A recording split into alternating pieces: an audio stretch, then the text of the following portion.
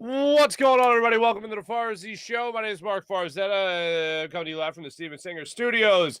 And the Farzy Show is presented by Destination Retirement, destinationretirement.com. Hope you guys had a wonderful Thursday. And what was a quick week? A very, very quick week. It's one of those weeks where it's like, do I put out the trash today? Oh, it's moved back a day because of the holiday. Well, that's if you live in the city. You know the deal with the one trash day. If you're in the burbs, congratulations on your, you get trash picked up every day. But it was one of those weeks, my wife still isn't convinced that it's Friday. She's still not there yet. I literally had to tell her on Tuesday, today's Tuesday, right? She's like, no, I'm off today. I'm like, no. Today's Tuesday. She goes, no, people are celebrating the holiday a day later because it was on Monday. I go, you're making no sense. Boom. And I showed her my phone. Tuesday. She's like, oh, my God. And then the rest of the day was just this, she was in some kind of trance. What day is it? But it's Friday. Happy Friday. And thank God it's Friday, as per usual. Phillies get a nice win. They win the series against the Washington Nationals. The bleep you mentality that Garrett Stubbs told us about last week is still ringing true with the Phillies as they won 8 of 10 series with Rob Thompson Topper as their manager, which has been nice. The Phillies bullpen has been on fire. Mickey Moniak gets the start. Flyers take a really fun name in the NHL draft. That much I can tell you. And the guy's future, as you would assume, is bright if you're a 5th overall pick. And the 76ers have a workout with James Harden, Tyrese Maxey, and Sam Cassell running things. Yet James Harden is not a member of the Philadelphia 76ers. Okay. Right now, technically, James Harden, not a Philadelphia 76ers. We continue to wait to see what the holdup is in that regard. And the Summer League action just last night. Jayden Springer looking a heck of a lot better, connecting on a hell of a lot more in last night's victory. And Isaiah Joe, good for you. Nice to see you. That's what we have on tap for today's program. Let's start it off with the Phillies. The first thing I was looking for before the lineup came out yesterday, before Game 3 against the Nationals, was whether or not Odubel Herrera was going to get the start in center field. And Rob Thompson, you beautiful SOB, you didn't start Odubel Herrera. You gave the start to Mickey Moniak, who actually came up helping the team get some runs on the board yesterday with a single that he had in the third inning that started a nice little inning for the Phillies. That was great. Matt Vierling had a double. Mickey Moniak followed that up with a single. It was good to see him at least get on the board as far as as far as a single went yesterday. He didn't take the offer, which was nice. The bottom line was I wanted to see his name in the starting lineup, and Rob Thompson put his name in the starting lineup where it belongs for the foreseeable future. And what I really can't understand, because we had this, I laid out for you yesterday during the show, that office scene, Dwight Schrute, the manager, and you got Jim Halpert holding up the sign that says it's been 0 days since our last nonsense, right? A no-nonsense office was what Dwight Schrute was running. And I alluded to that with that Odubel Herrera. It's been 0 days. Well, now it's been 1. It's been 0 days since Odubel Herrera's last boneheaded play. And that kind of took off a little bit on the old social media there yesterday. And people saying this is pretty much exactly the way you should explain this. Joe Girardi gave Odubel Herrera multiple opportunities. Pretty much every manager the Phillies have had over the last couple of years have given Odubel Herrera multiple opportunities. Now it's time for somebody else to take the bull by the horns. And what I am really surprised by is that people are still willing to defend Odubel Herrera, saying he's their best option. You know what? You consider who else they have, batting average-wise, on base percentage, home runs. Yeah, Odubel probably does give you that best statistical advantage. But it ain't about him. It's about finding out whether or not Mickey Moniak, who's still, 50 games played in his Major League career, can actually give you good service time here at the Major League level. And the only way you're going to find that out is if he plays. So I was banging the drum yesterday morning to get Odubel Herrera out of the starting lineup and Mickey Moniak into the starting lineup. And I hope this is just a taste of things to come. Because I don't even want a platoon with Matt Vierling. I just want Mickey Moniak out there. Now, if he's really, really struggling again, well then, yes, you're still in a wild card race right now. The Phillies have a big series coming up here, 4-game set in St. Louis with the Cardinals, who also won yesterday in extra innings against the Braves. So the Phillies and Cardinals still tied for that wild card spot there, the third and final wild card spot in the National League. So again, big series coming up. If push comes to shove towards the end of the season and Mickey Moniak just looks extremely lost at the plate, well, then, yeah, you make a change. But here's the idea. Defensively speaking, he's just good enough to start over Odubel Herrera. I know I'm going to get good center field play, not boneheaded center field play, if I have Mickey Moniak out there in center field. And I feel at the plate, he will get better. Once he gets comfortable, he will get better. And one of the interesting things I took away from yesterday's postgame press conference with Rob Thompson, I thought this was wild. He was talking about the success of the bullpen, which we'll get to in a second. And one of the things he pointed out was, like, they know what they're doing. They know where they're pitching. They know when they're pitching. They know what their role is. And everyone has settled into that role nicely, especially over the last 2 weeks when I tell you what this team has done over the last 14 games. But I think baseball players are a creature of habit. They're ritual. They have their own rituals, getting ready for their spot in the lineup, getting ready for game day, knowing they're going to play, getting into that rhythm. And I think Mickey Moniak needs to benefit from that. He at least needs to be given that opportunity to benefit from that. And not, am I playing today? Am I not playing today? Where am I today? I'm out. Okay, I'm at day off. All right, see you later. Oh, it's later in the game. I've been struggling from the plate. I'm going to sit on the bench. Like, you need a manager who's going to trust these guys, give them opportunities to play. Mickey Moniak took full advantage of that. Was a good play in center field 3 days ago and getting a hit for you yesterday in the win over the Nationals. So the first thing I looked for was Rob Thompson, what he's going to do with his lineup. Sure enough, Mickey Moniak got the start in center field. Good for you, Topper. Now let's let that kind of settle in and just see how far Mickey Moniak can take this, because I'm just still shocked about the people that are just labeling Mickey Moniak a bust already. Mickey Moniak looked lost. The guy hasn't even played a full season. Again, to put it in perspective, Bryson Stott has played more Major League Baseball games than Mickey Moniak, even though I know Mickey Moniak has played parts of 3 different seasons, now 4 different seasons for the Phillies. And they're all here and there. They're all sporadic and spread out. And there's no long, consistent trial run with Mickey Moniak as your center fielder. And right now would be a good time to see him get that. Right now would be a great time to see him get that. And hopefully he does. So that was the first thing I looked for, and it's what I got. So I started out today very happy when I saw that Mickey Moniak was getting that start in center field. As for the ball game itself, I had something crossed my mind in the early goings of this ball game. You see Bailey Falter out there on the mound, who has served well. Let's put it that way. He hasn't been a complete disaster for the Phillies. He has held a 5th spot in the rotation, a 6th spot, if you will, in the rotation. That spot starter guy, that guy between an opener and a starter, if you know what I'm saying, in modern-day baseball now. But early in the ball game, he pitches himself. Only allows 1 run on a Maikel Franco RBI single after he had loaded the bases.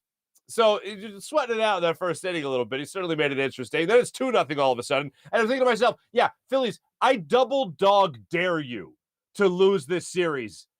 I double dog dare you to lose this series against the Washington Nationals, especially after I had said the team that's going to win this division, team that's going to be in this wild card is a team that's going to beat the Washington Nationals.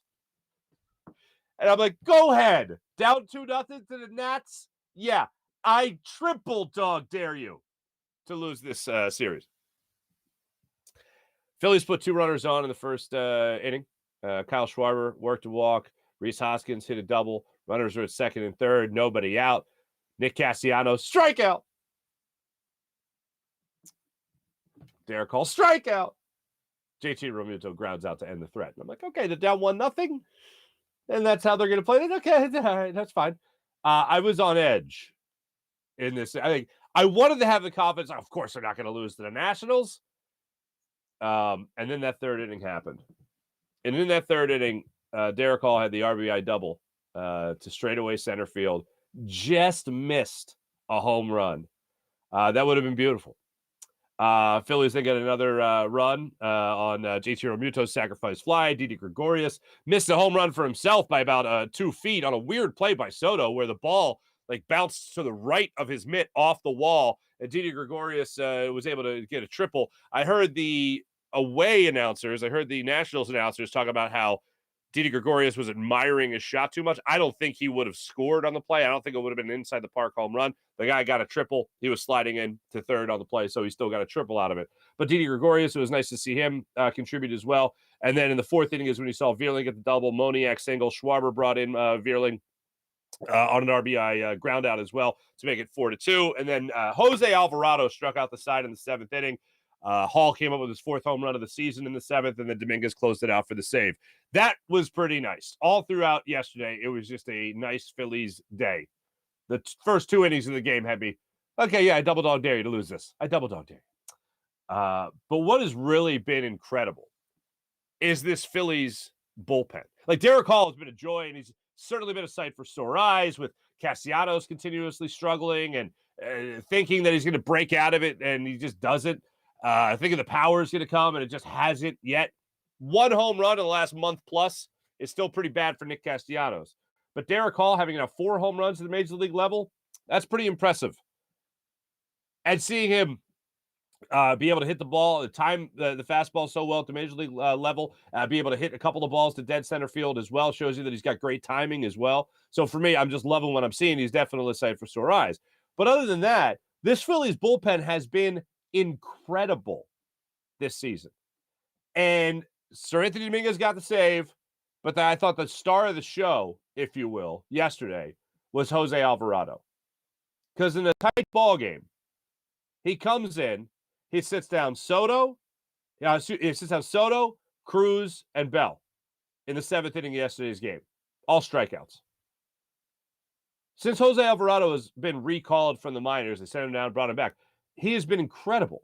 And the Phillies bullpen over the last 2 weeks of the season has been near untouchable. Listen to these numbers. Over the last 14 games this year, the bullpen has allowed an opposing batting average of 107 over the last 14 games, with an ERA sub-1 at 0.78 ERA. And they have struck out 55 batters through 46 innings, issuing just 10 walks. I never thought I'd say that about the Phillies bullpen. Untouchable, unhittable over the last 2 weeks of the season. Knock on wood. So let's hope they keep that going against the St. Louis Cardinals with this 4-game series coming up. As I said earlier, a lot of these baseball players are creatures of habit, and I really don't think there's much more of a perfect example than what's happened with this bullpen. Here's Rob Thompson talking about this Phillies bullpen and why and how they've been able to get it done over the last 14 games of the season. And everybody's kind of calmed down a little bit, and they know where they're going to pitch and probably what part of the game they're going to pitch in, and I think that helps them out, and they've responded and they've pitched well.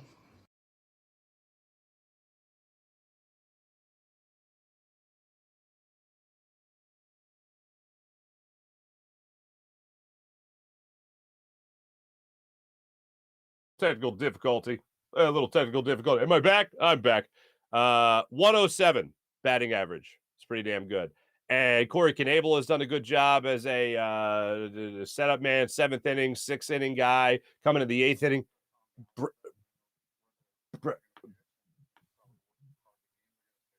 Brad Hand has done a good job for himself. Like, a lot of these guys have been able to do some great things for the Phillies. I don't know what the hell's happening with my technical stuff, but here I am. Am I good? You got me?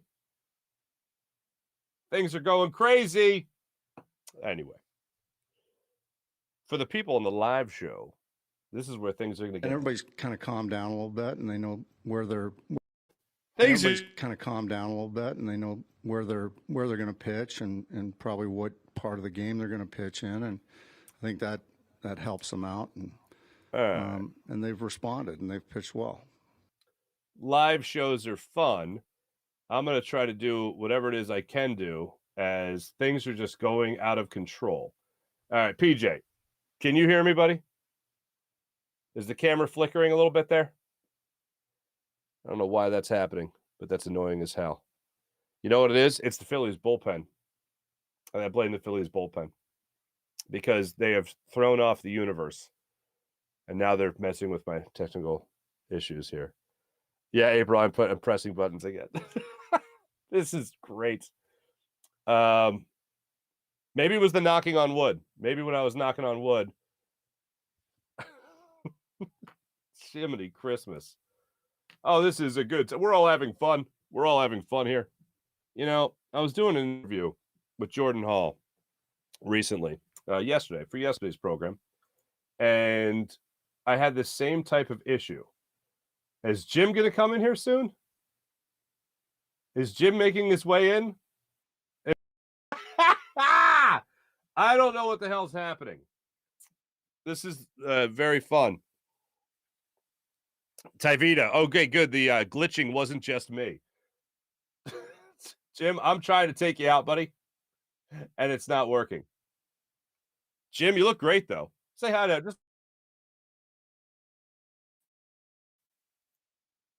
I have no idea what's happening now.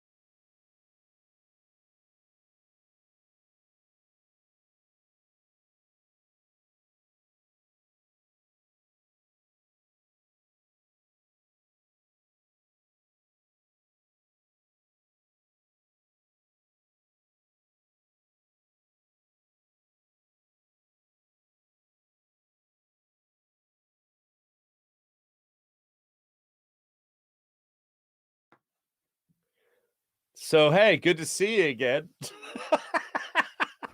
I don't know what the hell happened. I was doing things. I was pushing things.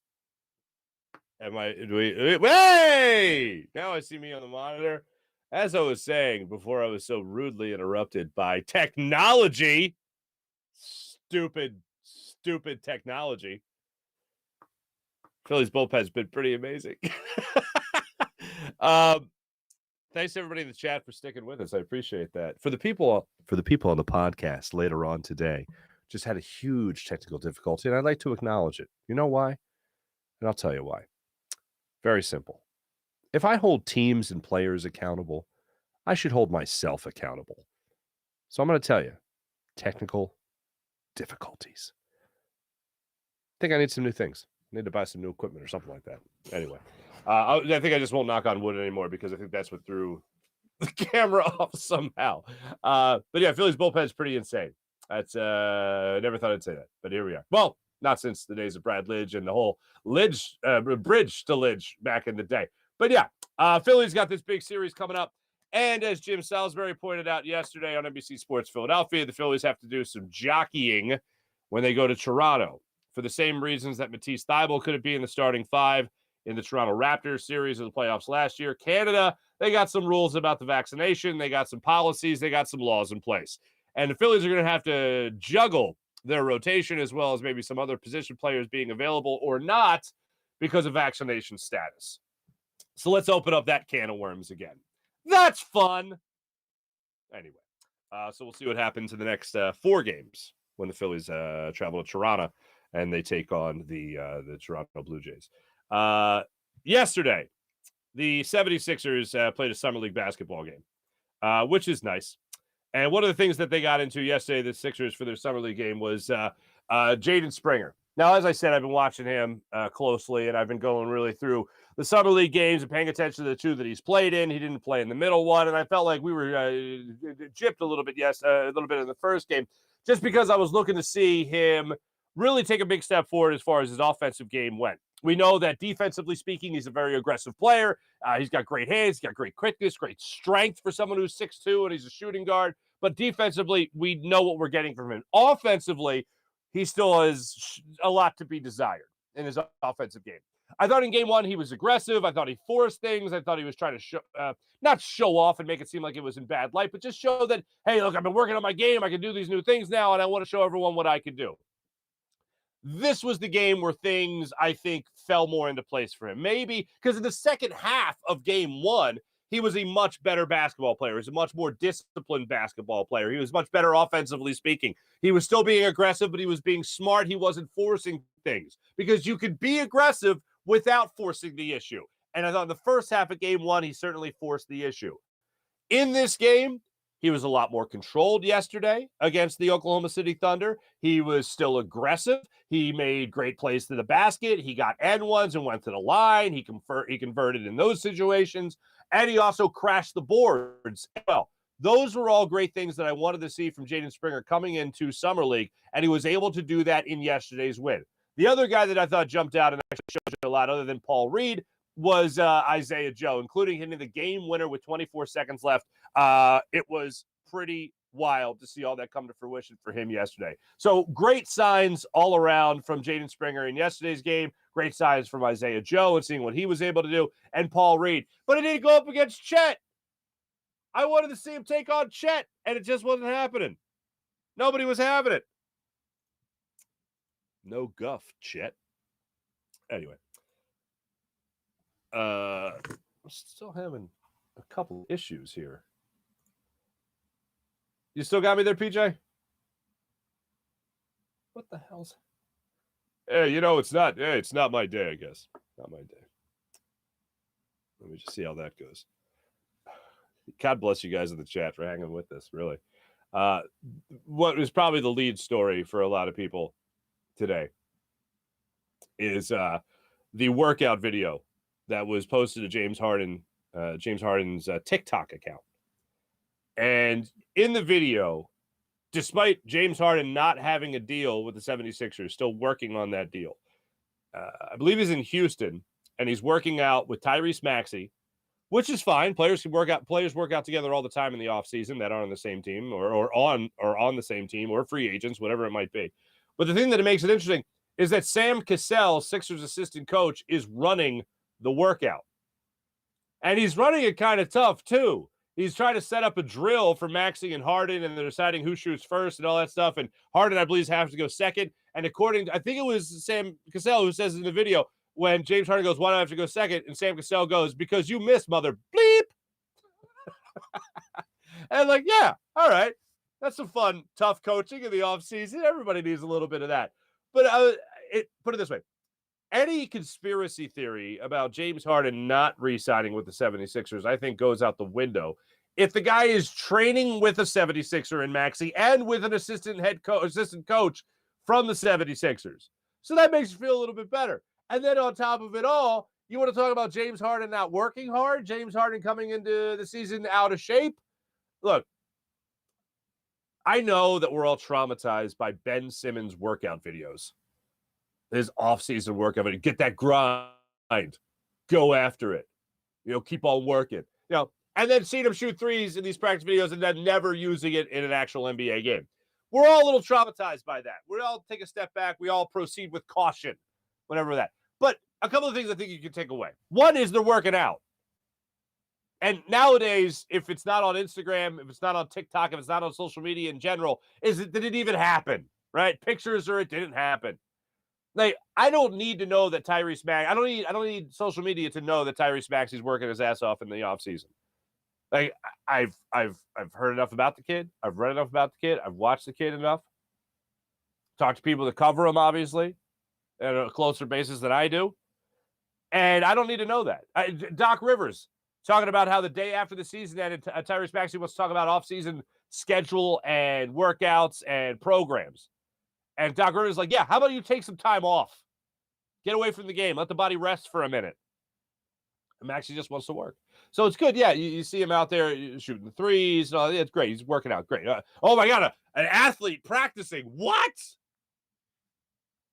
I'm happy to see it. But the other thing you take away, aside from the obvious, that they're at least just working on their game, is physical condition.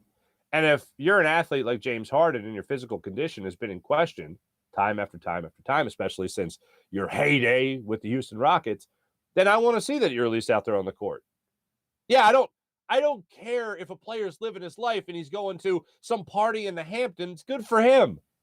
Live your life, man. We only get one run at this. Go have fun. But when it comes to work, when it comes to getting ready for the upcoming season, I want to see them videos too. If you're going to be posting all that other stuff on social media, I also want to see you doing your job. So I know, as someone who's rooting for this team to win, and as someone who really wants this city to experience a parade after all they went through with the process years, I also want to know that you're putting in the work. If you're one of those big chips that's getting cashed in for the process like James Harden is, and he is doing that on multiple occasions, and he does look like he's in shape. He does look svelte. He does look like he is working on other things in his game. And the fact that he's working with a assistant coach and he's working with a teammate is just sugar on top. Now, again, bottom line is it's still just an off-season video. It's still just a workout video. But it's nice to know that when you're seeing James Harden on stage with Meek Mill, whoever the hell it might be at some party, it's also nice to know that he's on the court working on his game as well, honing his craft and staying in shape. That's what I take away from those videos. Good for them. I used to be annoyed by it because I'd watch Ben Simmons and I'd go, he'll never use this in a game. But with Tyrese Maxey and James Harden, I think you could already take away things immediately that are going to make you feel better about game 1 of 82 next year for the Sixers. The fact that they are putting in this work in the offseason gives me the warm and fuzzies.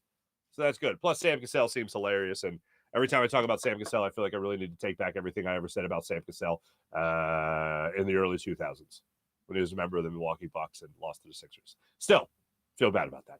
Anyway, the NHL Draft took place last night. The Flyers came away with Cutter Gauthier. I thought they were going to go defenseman.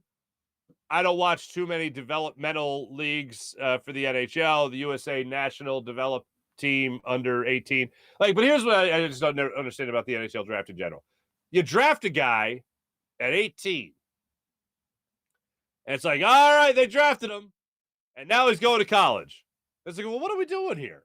Why is he draft? What's happening? I never James Van Riemsdyk was the same type of thing. You knew Patrick Kane was going to be the property of the Blackhawks and play in the not too distant future. And then it was like they draft James Van Riemsdyk. See you in 4 years. I actually had a friend that was drafted in the NHL. The same type of thing. He got drafted by the Avalanche and then went to Notre Dame for 4 years. And then I think he ended up having a cup of coffee with the Avalanche in their farm system. And it still boggles my mind that that's the way it's run, but that's the way it's run. But Cutter Gauthier is is Swedish descent, I believe. His mom, I believe, is from Philly. His aunt still lives in the area. And his grandmom apparently was cooking a Swedish recipe and saw the name Cutter in a cookbook and said, you guys should name him that. And they did. And that's his birth-given name, Cutter Gauthier. He's a wing. He's a centerman. He'll be a centerman in college. And he says he's ambidextrous. That's the scouting report on him. He's a goal scorer. The comparison I saw from TSN was Max Pacioretty, which is a pretty damn good offensive player. So if the Flyers just drafted that, good on him. That, to me, is not the headline of yesterday's draft. The headline is that the Blackhawks did trade blanking on his name, Debrincat. Alex Debrincat, the multi-40 goal scorer. Blackhawks did make that trade, 24 years old. They traded away for the 7th overall pick, a second-round pick, and then a future 4th-round pick, so 3 draft picks. Hell yes, I would have done that deal. And I was surprised the Flyers did not do that deal. Alex Debrincat, for me, represents winning now. And the Flyers are so far gone from how I have known them for the vast majority of my life and how a lot of you have known the Flyers for the vast majority of your lives. This wait and see type attitude is not at all the Philadelphia Flyers. Now, in a lot of ways, that's good. All right, a little bit of patience. You can't always be all in every single year. And the Ed Snyder years were certainly all about that, especially in the early 2000s and middle 2000s as well. No matter what, we're all in. Making trades like Paul Holmgren, Bobby Clark. The one that jumps to mind certainly is the Chris Pronger deal that got the Flyers to a Stanley Cup final, but unfortunately they weren't able to get past that. The year they lost to John Tortorella by adding talent throughout the entire season, whether it was Zhamnov, Markov, or Malikov, whoever it might have been, they were adding talent consistently. Jeremy Roenick was coming in. Peter Nedved was coming in. And Keith Primo was the captain of that team that was, I hate to say it, I'm not going to say all-star, but veteran powerhouses, I will say that. And they lost to John Tortorella's Tampa Bay Lightning. But you knew that they were always going to be in it. You knew if they needed that one thing, they were going to do whatever it took to go out there and get that one thing. And you knew every single year it was like they got a chance. Maybe the Flyers, maybe this will be the year. And now it's this content with waiting. And I got no problem with taking Gauthier. I have no problem with the player himself.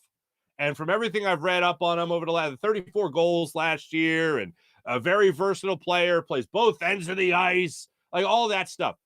And that's all great. And he even said last night after he was picked by the Flyers that he's the complete package. He could do it all, and he's going to hone his skills at Boston College and then come to the NHL level and hopefully have a lot of success, of course. And I wish him all that, and I hope that that's all true. But for me, I thought it would have been much wiser for the Flyers, given what they have put together already with John Tortorella being here, having a goalie already like Carter Hart, who they have a lot of confidence in still. I feel like Debrincat would have been the perfect guy at the perfect time. And I really hope that this is just a move where, no, we're not trading for Debrincat, but we are signing Johnny Gaudreau. Johnny Gaudreau would get this city excited again. I think the city is excited to know that they're going to have somebody on the bench right there, and John Tortorella, that's going to have the same emotions as they are in the stands at the Wells Fargo Center, as I've said many times before.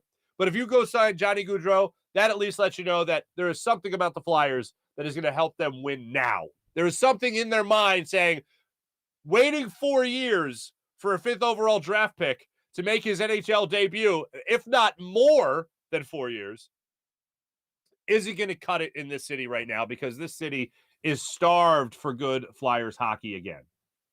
I mean, it just feels like the Flyers, like right before shutdown for the pandemic, they were with a 10-game winning streak. Felt like they were incredible, unstoppable. And they propelled themselves into the playoff race. And then, of course, they come back, they get into the bubble, and they advance to the second round of the playoffs in the bubble where they got bounced out. But really, that's been the highest mark of the Flyers over the last 10 years. And that's not good enough. Like, I want the Flyers to be relevant again. And I felt like the Debrincat deal is the deal that would absolutely make them relevant again. And he's in the perfect age range, too, that Chuck Fletcher literally said in his press conference a couple of weeks ago. We want a guy that's going to come in here, is going to be able to be in a certain age range, and he's going to be a goal scorer. And it's like, you're talking about Alex Debrincat. And he's on the trade block. Yes, I would have given up the 5th overall pick for him. Yes, I would have done that deal. And I thought Chuck Fletcher really missed an opportunity there. The other thing, as I go to the dark recesses of mine, like, what's the worst thing this could possibly mean? Does Chuck Fletcher have time to wait to build a winner? What's that outside consulting firm say? Does he have time to wait? Because if I'm Chuck Fletcher, I'm looking around and I'm going, all right, let's see. I've had a couple of head coaches already. Haven't had a lot of success. I got time to wait. No, if I'm Chuck Fletcher, I'm going, I don't have too many years here. I might not even have a year here. Let me look at the Debrincat character, and let me get him, and he'll score goals for me. And then you know what else I'm going to do? I'm going to create the cap space to go get Johnny Gaudreau as well. It's going to be like old-time Flyers, baby, where we just get greedy. What was the year? It ended up not being a good year. It was like Darian Hatcher. It was it Mike Rathje? Is that who I'm thinking of? Was it Knuble as well? Like they went out there and it was like an arms race in the offseason. And it ended up not working out. And I remember that the NHL just changed their rules that would help for the more speedy player. It's like, no, I'm going to get Mike Rathje. Didn't work out too well. But that's where we're at right now with the Flyers. Look, the player himself, I can't tell you what he's going to be. I can tell you the people that know a lot of hockey better than I do are really excited about it, and that's great. But I'm waiting for the Flyers to make the move that makes them better now. I think John Tortorella is a good start in terms of making the Flyers interesting, at least. Now go sign Johnny Gaudreau and make me feel a little bit better about this offseason. Because we talk about it all the time in other sports. The name that always jumps to mind is, excuse me, Joel Embiid. And how Joel Embiid, you don't want to waste the prime of Joel Embiid. Like, I don't want to waste Carter Hart either. I still think Carter Hart's a pretty damn good goaltender. And the Flyers seem to have confidence in him as well. Do we really want to waste that? I don't want to waste that. If the Flyers really think he's as good, they would have made the deal to win now. And that's not just Johnny Gaudreau. That's bringing in a younger guy that's going to take you picks, but he's going to be here for a long time, and a guy you could pay next year. Instead, it looks like they're going to pay. Jordan Hall's number was $9 to $10 million for Johnny Gaudreau. Okay. Biggest concern here is that the Flyers aren't relevant again next year. And on top of that, Chuck Fletcher has more time than any of us really think he should have as the Flyers general manager. Not making the win now move is a concern because it shows that Chuck Fletcher's got confidence he can wait around a little bit. And I don't think that's going to be good for anybody that's a Flyers fan. Hey, did we work things out a little bit? Are we doing a show? We're doing a show again. Welcome back. That would be great if I just look down and I just go, oh, wow, I haven't been on this whole time. No. But that's my stance on the Flyers situation as it is right now. Ladies and gentlemen, let me tell you about the great people at Destination Retirement. DestinationRetirement.com. Mike Seibert is a retirement income certified professional at Destination Retirement LLC and a proud partner of 1847 Financial and an advisor for Eagles, Sixers, and Phillies fans, and maybe next year with John Tortorella, maybe even with Johnny Gaudreau, the Philadelphia Flyers as well. When it comes to long-term savings, why are you giving up the current enjoyment of your income? The answer is have income streams in retirement. It only makes sense then to understand how retirement income streams work so that you can direct savings in ways that give you the highest income when you retire. Think of it like climbing a mountain. Is the objective just to get to the top of the mountain, or is the objective to get to the top of the mountain and then safely back down the mountain? Going up the mountain is your accumulation phase of your financial life. Going down the mountain is your distribution phase. This month, let's talk about college planning. Let Mike show you an efficient way to help set up your kids' college and also have you retire on your own terms. Your first step is to avoid starting your growth cycle over again by depleting accounts like 529s for big expenses like college. You don't want to lose the position on your growth cycle and have to start over. You can't get that time back. Instead, set yourself up with the ability to use vehicles that you can take money out of without starting your growth cycle over again. Find out how your annual retirement savings can help your college savings and how your college savings can help your retirement savings. Michael, set up your own portal and retirement analyzer, then use the software to help you navigate through the different phases of your financial life. For questions or to set up a meeting with Mike, you can email him at gobirds@1847financial.com. That's gobirds@1847financial.com, or you can call his office at 484-275-6035. That's 484-275-6035.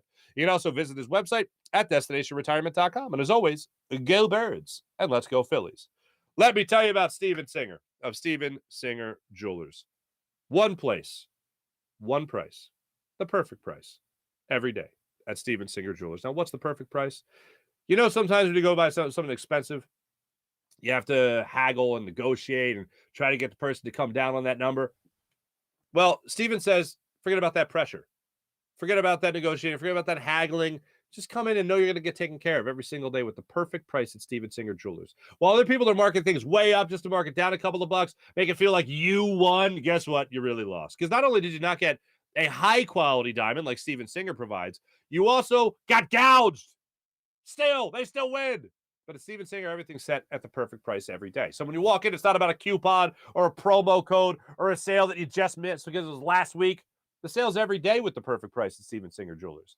And when you walk in, as part of that perfect price guarantee, You're going to get walked through all the beautiful, dazzling diamond inventory by a real jewelry expert that's going to make you feel like family.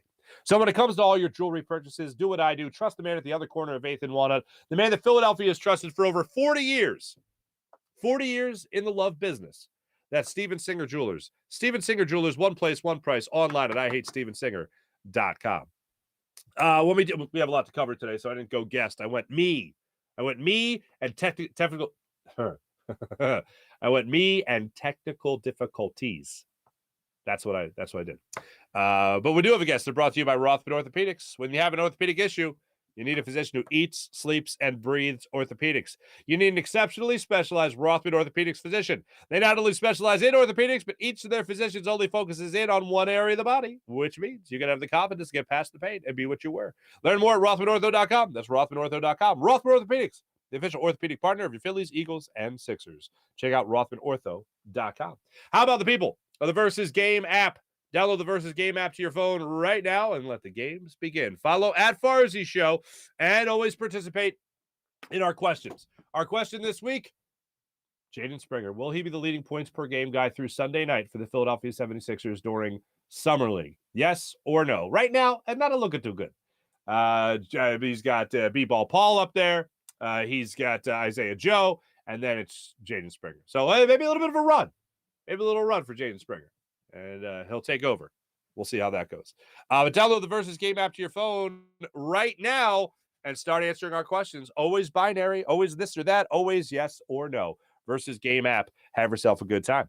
How about Freestone Farm CBD? FreestoneFarmCBD.com. If you use CBD, if you're curious about CBD, you want to try CBD, use promo code Farzy for 20% off at FreestoneFarmCBD.com. That's promo code Farzy at FreestoneFarmCBD.com. They got exciting new strains and an all-new strain menu that is supremely good. CBD at prices that you'll love. The menu is absolutely fantastic. You have to check it out at FreestoneFarmCBD.com. With strains like their insane tropical tasting Bayox that clocks in at a chart-topping 24.1%, and Super CBD, which is half Hindu, Kush, and 21%. The genetics of these guys are absolutely fantastic. They grow all their premium hemp flower in the garden state with all organic inputs and IPM. There's absolutely nothing synthetic from farm to jar. And after harvest, they carefully preserve all the plant compounds with a perfect 3-month cure. Just one look or smell is enough to know it's CBD done right. And this product is great for anyone looking to take a more natural approach to what they're putting in their bodies. So once again, FreestoneFarmCBD.com, promo code Farzy for 20% off. How about PHL Sports Station, Philadelphia Sports Station, enhancing your Philadelphia sports fan experience across all social media and blogs? That's PHLSportsNation.com. Let's jump into our chat check and see how everybody's doing. What's going on, everybody? Sean Gillespie, Tyvita, Mickey, what's going on? Mally, what's up, Mally? Nice to see you. April, T-Bro, good to see you guys. Everyone, nice to see you. Did I see Jim in here? I think I saw Jim in here. What's going on? Let's start it off with, who do we have here? Mally, smoke him if you got him. You're damn right.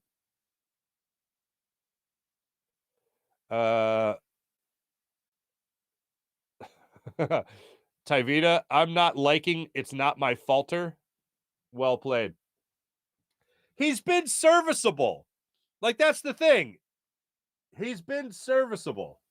Bailey Falter. Jim, no? Okay. He's been okay. He hasn't been great. He hasn't gotten shelled. Put it this way. He's been closer to good than terrible. So I'm fine with him. Mickey Diaz, has Mickey Moniak's spring training injury rattled him or what? I honestly think it's all about him just getting used to big league pitching. Because he has hit really well in spring training before and then has not translated to the big league level. Like the regular season, I should say. And now, with the injury, you're absolutely right in terms of that being a setback. It certainly didn't help. But we have seen it before where he's had a good spring training and then we see him in the majors that season and he's just lost. But you got to let a guy work it out. Like, I never thought in a million years I would ever have to be yelling at a franchise to give a number 1 overall pick a chance. And that's where we're at right now with the Phillies. Credit to Rob Thompson. I started the show by saying it. Topper Odubel not being in the lineup, Mickey Moniak being in the lineup, phenomenal first step. But I never thought I'd have to yell at a franchise's face, give the number 1 overall pick an opportunity. 50 games at the major league level? Yeah, it's not enough. I needed to see him through 162. And yes, part of it was on him. He's got to be healthy enough for 162, fine. But give him that opportunity. If he's there on the bench, he should be on the field. And he should be playing. I don't really know if you want to give this number 1. I didn't pick him. He was picked by the other guy. I didn't take him at number 1. Why do I have to give him a chance? Because he's still a number 1 overall pick. The franchise still took him. Give him that opportunity. It's not like there is this huge competition for center field. It's not like Odubel Herrera is some perennial all-star player, a gold glover who is 27 years old. He's 30. He's not getting any better than what we've been seeing. I'd rather the younger guy go out there and give that an opportunity, give that a shot. Should we try the number 1 overall pick, or should we just have him on the bench? Like, usually it's the completely opposite direction. Usually it's, this guy sucks, but he's been here 5 seasons, and they're still trying to get what they can out of him. Mickey Moniak hadn't even played half a season at the major league level. But anyway, Mickey, yes, the injury certainly didn't help him. That's Mickey Diaz, not Mickey Moniak. Strong ball Hall is legit. Long ball Hall, baby. T-Bro's asking, is Strong Ball Hall legit, or is it because pitchers don't know him yet? He's got that right number and a good old number 25. I mean, I see that number and I think of Jim Thome. And yeah, he's a big boy. I told you, well, here's what you can take away from Darick Hall. So I hate to call them false prophets, but I'm trying to think of the best way to say this. Matt Rosati, Scott Kingery, Darren Ruff, to an extent. Those are all guys. I mean, Andrew Knapp, average-wise, Andrew Knapp hit 360 in Reading.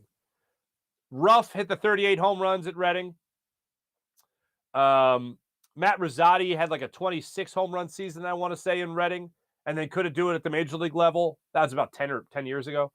The Phillies, Tommy Joseph might be another example of this, but the Phillies have had guys that hit really well in Reading. Dylan Cousins is another one, and then did not do well in the next stadium. They did not do well at Coca-Cola Park.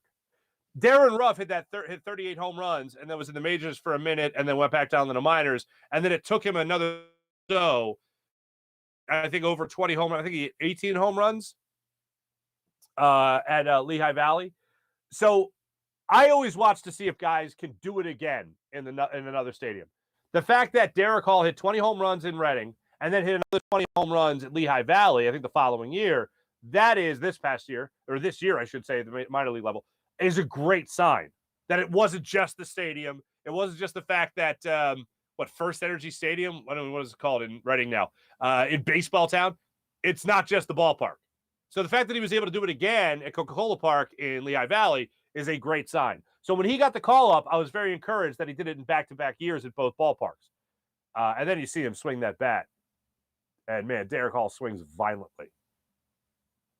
So that's a great sign. So yeah, I think he's legit. I think there's going to be a moment where, yeah, pitchers figure him out.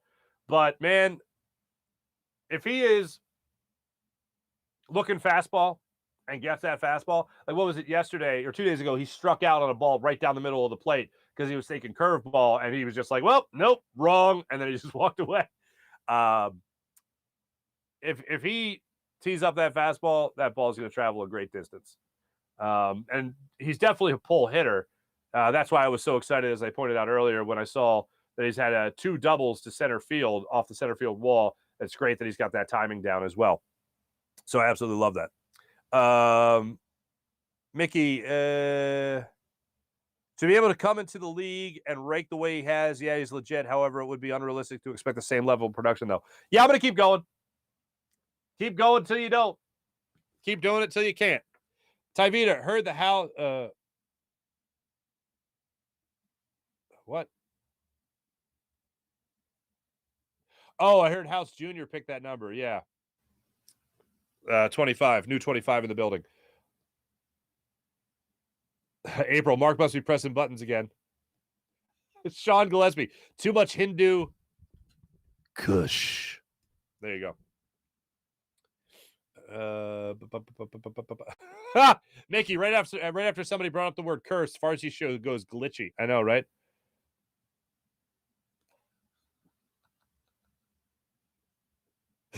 T-Bro, that is your greatest comment ever. Nothing a peacock call can't fix. I'm a little congested, but let me try.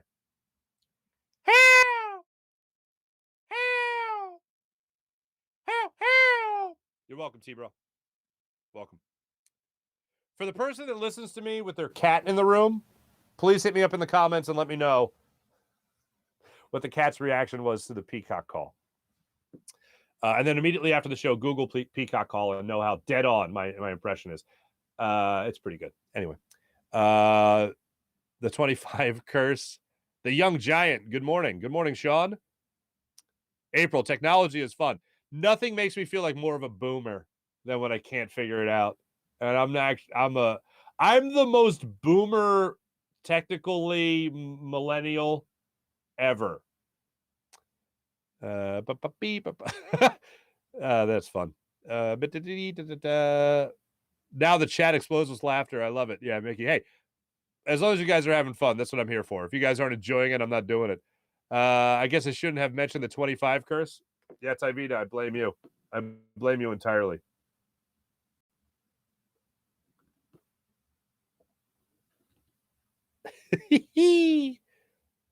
Whoa.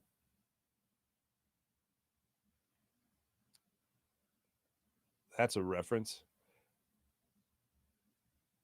Can we have Sam Cassell and trade Doc? Mally, you're not the first person to say it. Everyone it was like, hey, wow, watching that video, Sam Cassell should be the Sixers head coach. Yeah. I think that'd be good. Sam Cassell or Dan Burke, either of those two. One thing I will say is that Tyrese Maxey seems to really want to play for Doc Rivers. Jonathan Himes should have traded for defense. We have too many misses on forwards lately. Yeah, John, it certainly seems like that. I see some people not wanting Johnny Gaudreau. The one it's I was thinking about this yesterday after the show. So I'm calling for that like Ed Snyder vibe again, where the Flyers want to win now and all that stuff. And it would certainly feel good to at least know that the team is thinking in that direction or thinking, along those lines. But I think it would be a very Flyers move to bring in an old-time Flyers move to bring in an older veteran guy like Johnny Gaudreau who you're going to pay out the wazoo. And I'm not sure the production you're going to get from Johnny Gaudreau over the next couple of years. Yeah, he has great potential, 30-goal scoring, maybe 40-goal scoring. Certainly assists are always up there. Points are always up there. No question about that. But it would be a very Flyers, old-school Flyers thing to bring in the aging veteran guy that Johnny Gaudreau is. I'm not saying I wouldn't do it. I would still do it. But instead of passing up on a 24-year-old 40-goal scorer to go to a 29, 30-year-old points getter, seems like we're setting ourselves up for disappointment. It seems like we're setting ourselves up for a guy that's going to have like 70 assists and 15 goals. Like good defenseman numbers, basically. That's what it feels like. And that's still, close to 100-point season. That still feels nice. But I know that people, if Johnny Gaudreau comes here, they're going to want 30 goals. They're going to want close to a 100-point season with 30 goals. That's what they're going to be expecting. That's what they're going to be wanting. And I don't know if Johnny Gaudreau does that here in Philadelphia, considering the talent that'll be surrounding him.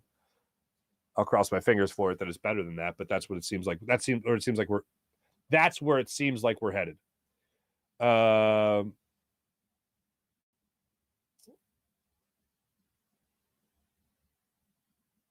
Get Steph Curry back from the Nets. Get Seth Curry back from the Nets. I tell you, yeah. You bring me a good shooter, Seth Curry. Yeah, sign him up. Jonathan, Kevin, good morning. Good morning, Kevin.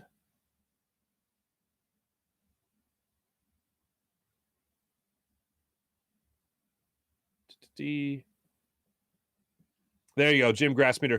Please no Gaudreau approaching 30 and has a lot of miles on his skates. He certainly does. No more Kush for you today, Mark. I know, April. No more espresso for Farzy. Sean, the minute we're done this show, I'm getting another espresso. Here's what I'll be honest with you guys. You know what I've done? I've cut back. I used to do two espressos. I used to do 2 espressi, technically speaking. I used to do 2 espressi before the show, and I don't now. I do 1. You're welcome. I've had a bad feeling about Gaudreau would be another past their prime signing. Jim, you and I are on the same page, my friend. Jim, Farzy, my neighbor's female peacock just ran over here and it is looking really friendly.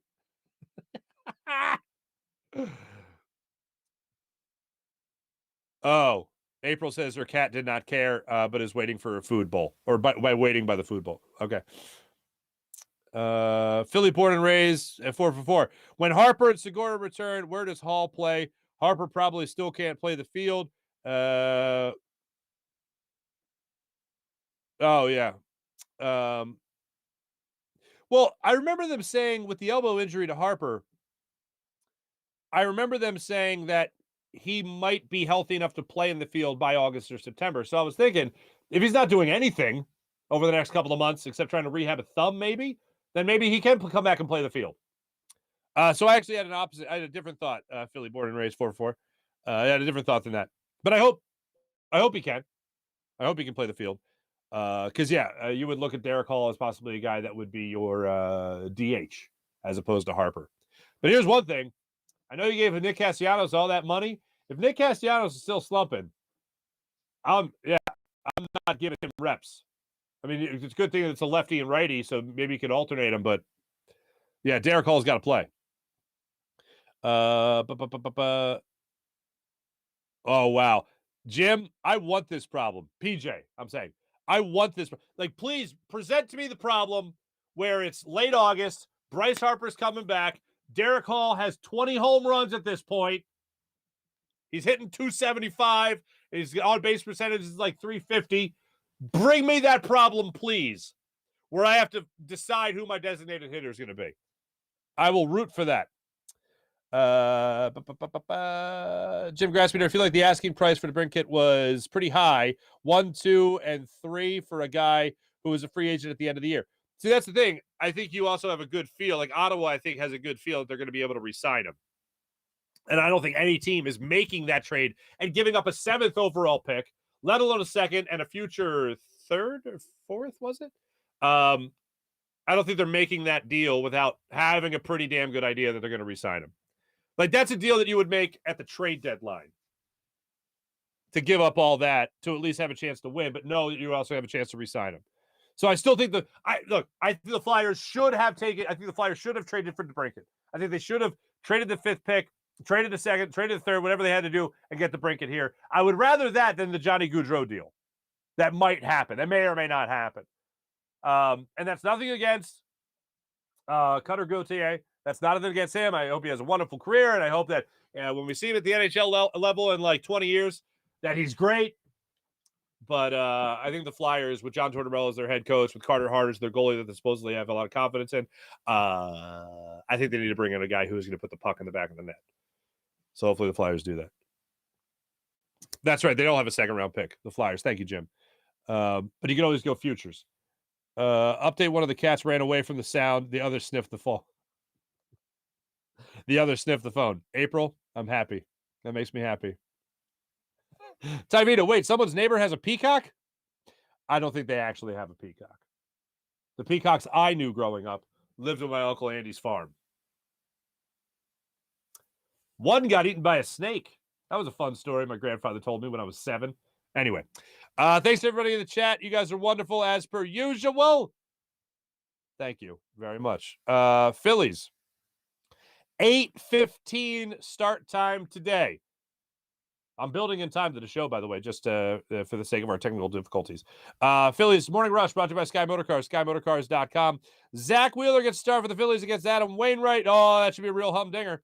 That's in St. Louis. It's the start of a 4-game series. Don't need to tell you, huge wild card implications in this series. as huge as they can be in the first half of a season. Now, the Cardinals and the Phillies both won yesterday, so as I said, they're still tied for the third and final wild card spot in the National League. The Giants, though, lost yesterday, so they're now 2 games behind the Phillies and the Cardinals, which is just lovely. Just lovely to see. Here's what I need. Here's what I need. Wait, Jim, actually, your neighbor actually does have a male and female peacock?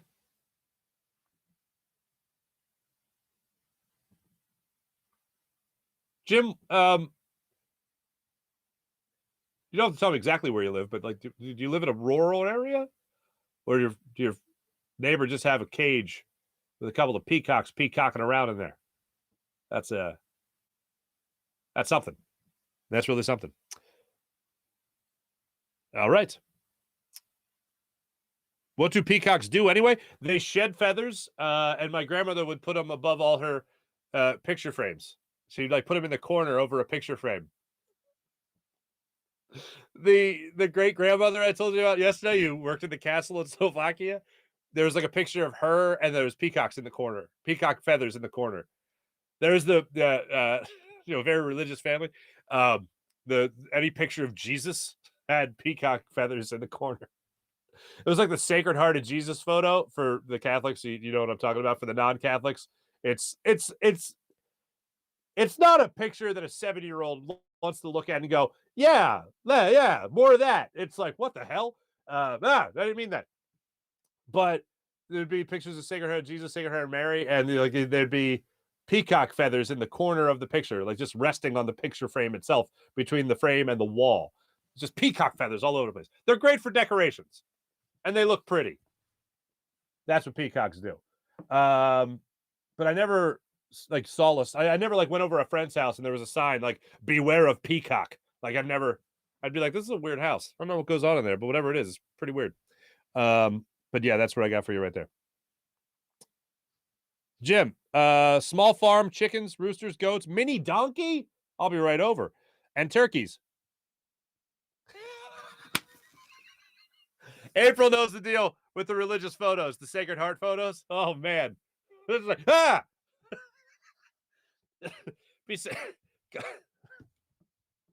I'd be sitting out and enjoying my Cookie Crisp. Oh, Cookie Crisp was so good.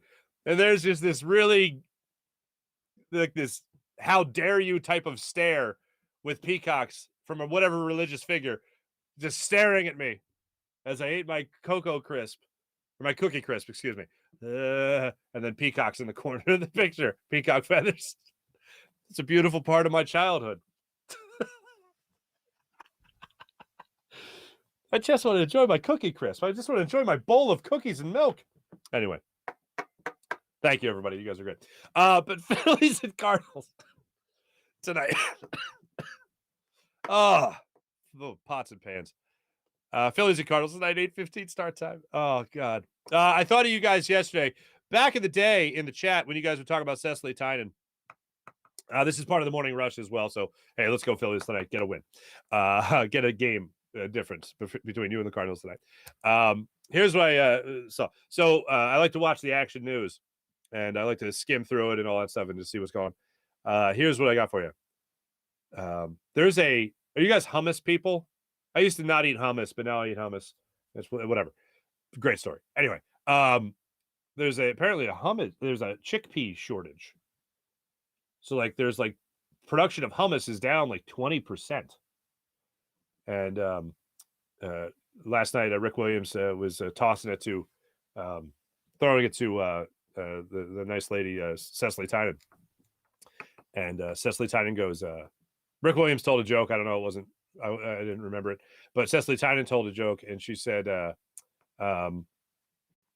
why did the radish blush? Why did the radish blush? And Rick Williams says, I don't know, Cecily, you tell me. And Cecily goes, the radish blushed because it saw a chickpea.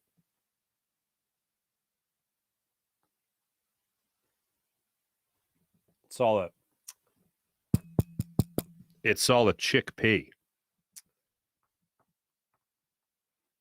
What then ensued was actual hilarity because Rick Williams couldn't stop laughing. Cecily Tynan could barely get through her lovely weather report. And I was like, this is what we need. This is what we need. That's what we need in the world. More of that. Thanks for watching. Thanks for listening, everybody. My name is Mark Farzetta. This is the Farzy Show. Let's go Phillies. Get another win tonight, please, and thank you. Jim Hyde produced the program. Did a wonderful job navigating through all the incredible technical difficulties that we had throughout the program today. Let's hope that we get Mickey Moniak back in center field again tonight in St. Louis. Let's do that. This is a Buzz Sports Entertainment production. My name is Mark Farzetta. This is the Farzy Show presented by Destination Retirement, destinationretirement.com. We'll welcome an all-new sponsor to the Farzy Show on Monday as well. So we look forward to doing that. Have a great rest of your day, everybody. Take it easy.